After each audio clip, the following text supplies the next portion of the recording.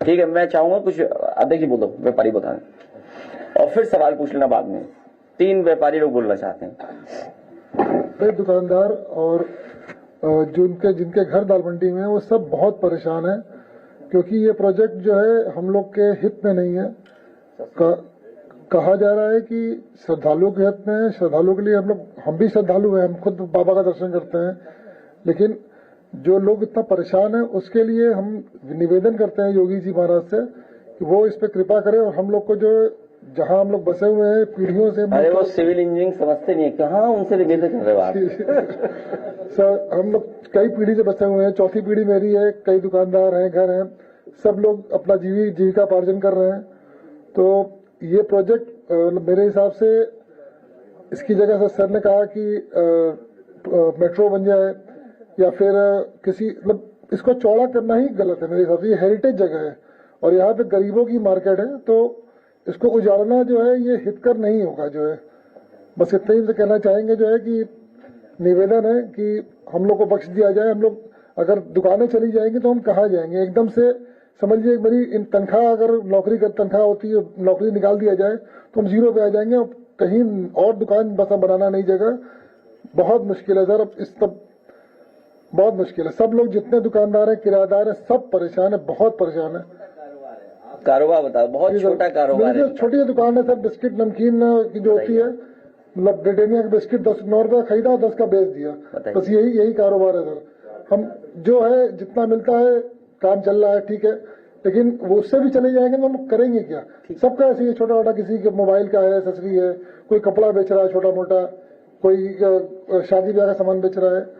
बस सर यही है सर, मेरी यही निवेदन है कि ये प्रोजेक्ट कैंसिल कर दिया जाए, ये प्रोजेक्ट सही नहीं है। धन्यवाद। मैं किशन दीक्षित जी, आदिल जी, अखिलेश जी का बहुत बहुत धन्यवाद करता हूं कि हमें इस मंच पर लाए हैं। हमारे पुराने मुख्यमंत्री जी का बहुत बहुत धन्यवाद है।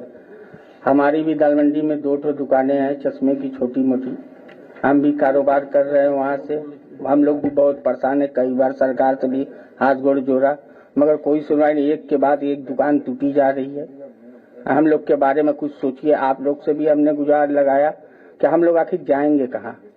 15-16 लोग का परिवार है, उसी से हम लोग अपना जीवन यापन कर रहे हैं। हम लोग परेशान हैं, कोई सुनवाई नहीं हो रही है। ये अगर उजड़ जाएगा तो हम लोग जाएंगे कहाँ? हम लोग के बारे में सरकार आप लोग कुछ समझें। इसी का हम लोग गुहार लेके आए हैं यहाँ पे, कहीं से भी कुछ सुनवाई हो जाए।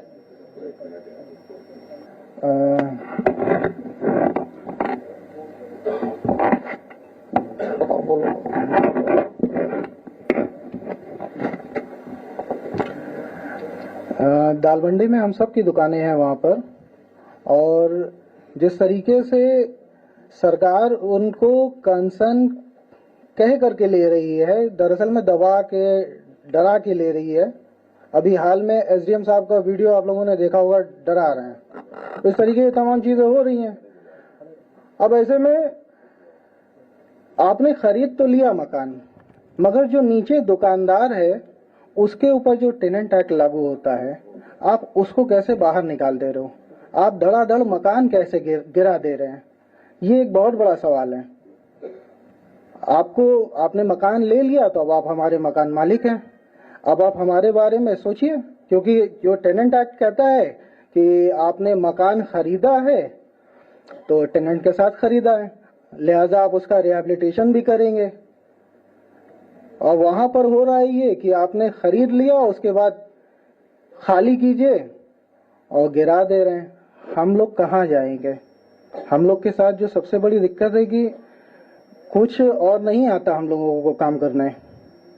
आप कह रहे हैं कि लोहता मोहन सराय जा करके कारोबार कीजिए, वो पूरा बाईपास एरिया एकदम सन्नाटा है, वहाँ कौन सामान लेने आएगा?